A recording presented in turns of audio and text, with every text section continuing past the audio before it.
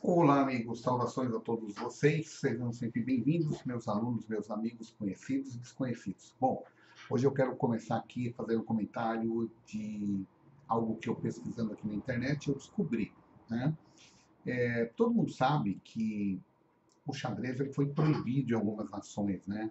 Existem países, por exemplo, do Oriente Médio, que é proibido o jogo de xadrez. Mas, para minha surpresa, na China também o xadrez é proibido para as pessoas comuns.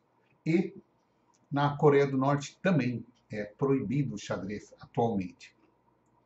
Olha que interessante, o xadrez, ele na China, ele é permitido para crianças superdotadas desenvolverem mais as suas habilidades, para ser um sistema de filtragem para promoção de oportunidades dessas crianças, mas o povo comum não pode jogar xadrez. Olha que interessante isso, né?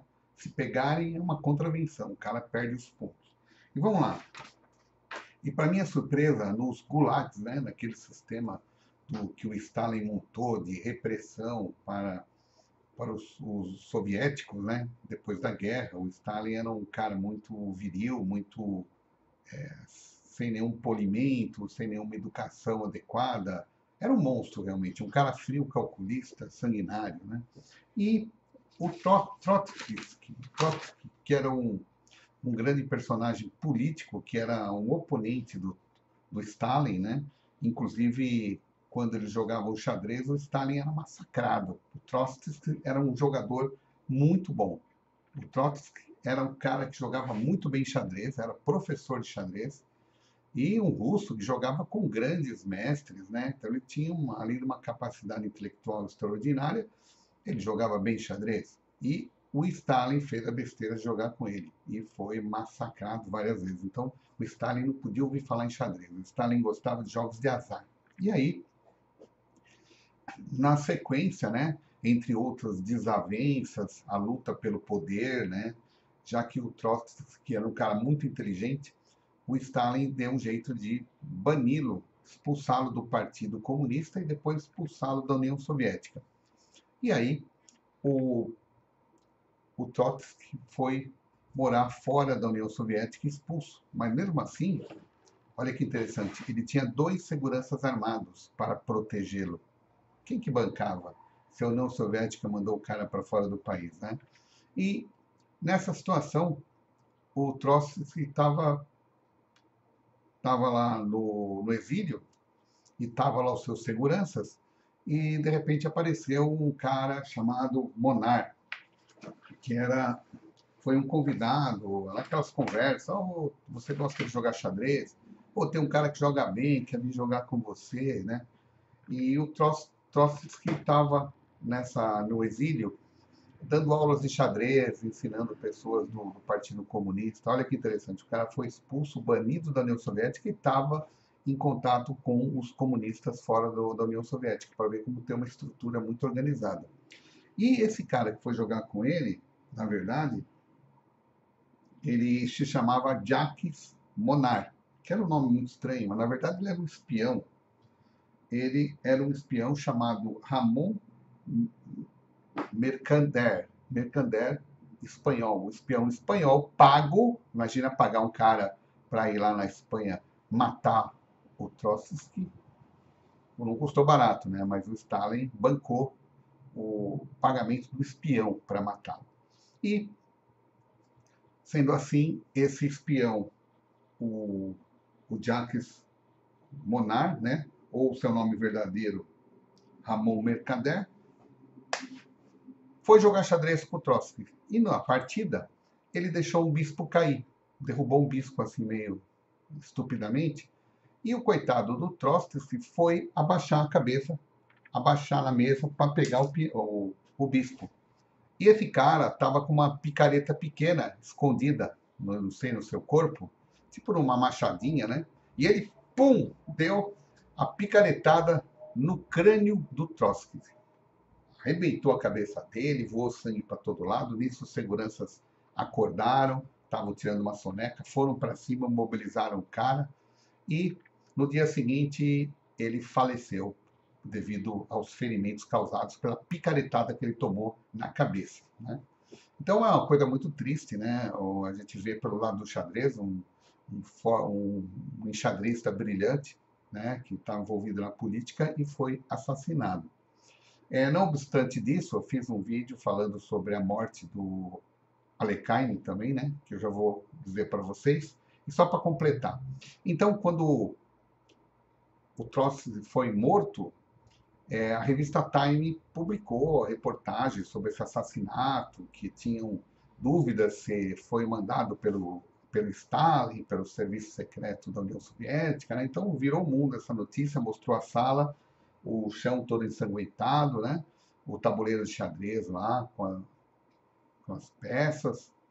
E quando o Stalin recebeu a revista, né? Recebeu a revista lá na União Soviética, ele abriu a revista assim e escreveu uma caneta de tinta vermelha. Finalmente, checkmate, camarada. Né? E mandou mostrar para os amigos. Né? Quer dizer, nitidamente, ele confessou que ele mandou matar o cara. Né? Já que ele nunca venceu no tabuleiro, ele venceu na sacanagem. Né? Então, tá aí. E aí, o sucessor do Stalin, que vieram depois, o Stalin, ele tinha tanta raiva do xadrez que ele proibiu o xadrez na União Soviética. Só podia jogar em alguns clubes muito, muito sofisticados do Partido Comunista, mas os pobres, o proletário, não podia jogar xadrez. Enquanto o Stalin estava no poder, ele não deixou o pessoal jogar xadrez. Né? Então, com a sua morte, infelizmente, né, quando essa praga saiu do poder, entrou o Khrushchev, né, que assumiu lá a posição de poder na Rússia. E o Khrushchev, em 44, acaba com a ilegalidade do xadrez, dizendo que todo mundo pode jogar xadrez na União Soviética, e ele fez um discurso falando que agora, meus camaradas, podem pegar os tabuleiros e as peças e joguem xadrez à vontade, que agora não é mais proibido na União Soviética. Todo mundo aplaudiu, né? Você imagina, tinha um monte de gente que gostava de xadrez lá na União Soviética.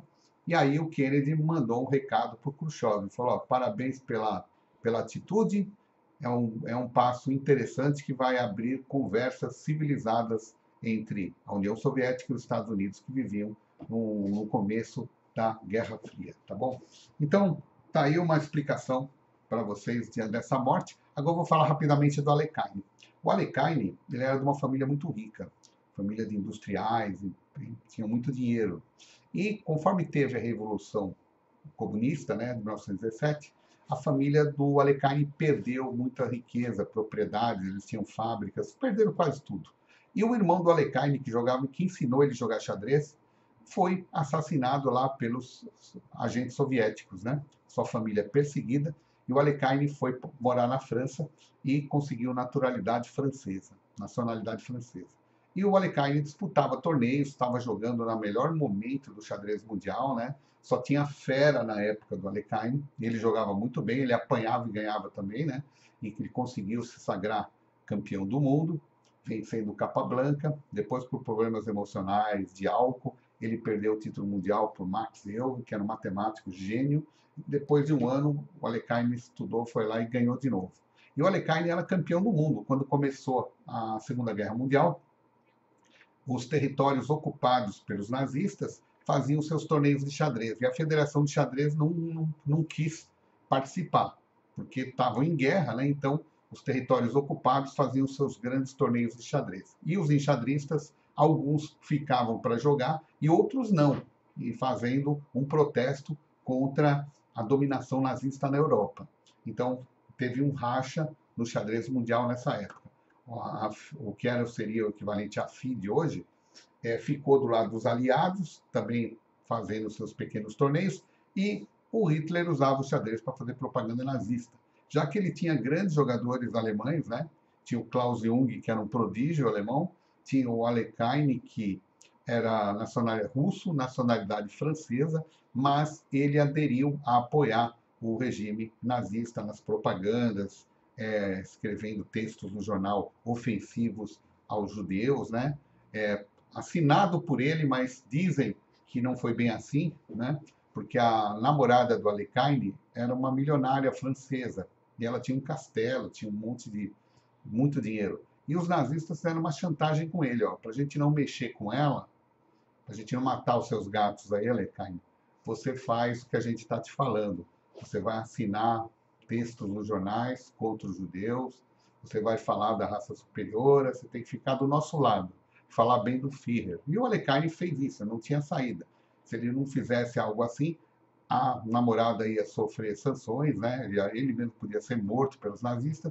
Então, Alekhine se comportou bem para os nazistas, mas isso deixou a comunidade com raiva dele, especialmente a União Soviética, né? Todo mundo ficou com raiva do Alekhine. Por que isso? O cara é um russo, agora está lá brincando, apoiando, participando dos torneios dos nazistas, né?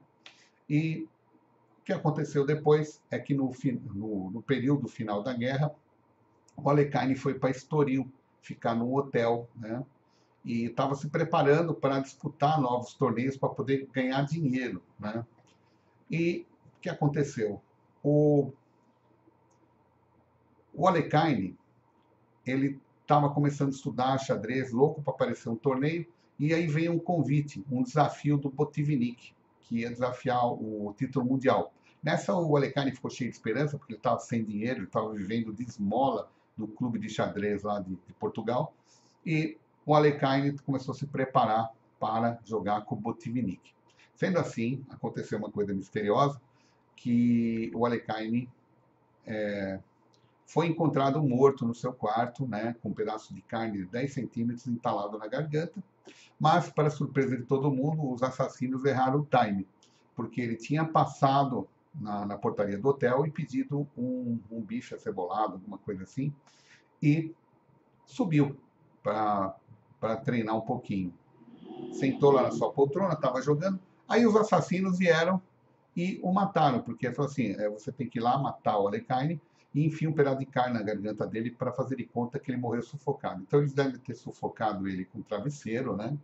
E ele morreu por falta de oxigênio, e aí colocaram a carne para fazer de conta que ele engasgou. Só que os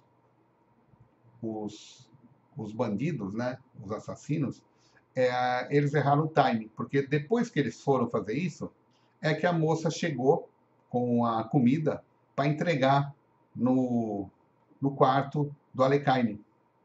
Então, eles fizeram a trama errada. Deviam fazer depois que ele recebeu a sua comida, assassiná-lo para colocar o pedacinho de carne. Mas tudo isso na época foi bem abafado, né? Não levantaram muita telha, porque o Alekhine não era bem visto pelos aliados, né? Era uma pessoa não grata, e ficou por essa mesmo. Então tá aí, dois grandes jogadores de xadrez mortos aí pelos queridos soviéticos, tá bom? Só para vocês terem uma ideia disso. Eu não contei aqui, me perdoem, o Trotsky, quando ele estudou em Viena, para ele se manter, para poder estudar, ele dava aulas de xadrez e ele jogava xadrez a dinheiro nos clubes, né? Para poder ganhar. Então ele era um jogador muito forte, muito habilidoso, jogava até partidas simultâneas, mas ele não seguiu na carreira do xadrez, porque ele tinha uma atração muito grande pela política. Infelizmente foi a política que acabou matando ele antes do tempo. Então tá aí para vocês conhecerem duas mortes de pessoas famosas que eram enxadristas por problemas externos ao xadrez, né? Você pode ser muito inteligente e ganhar todas as partidas, mas se aqui na vida você não estiver bem relacionado, as coisas podem pegar, tá bom? Então espero que vocês tenham gostado dessas curiosidades aí do xadrez. Saudações a todos vocês, vamos continuar aí pesquisando e estudando histórias do xadrez.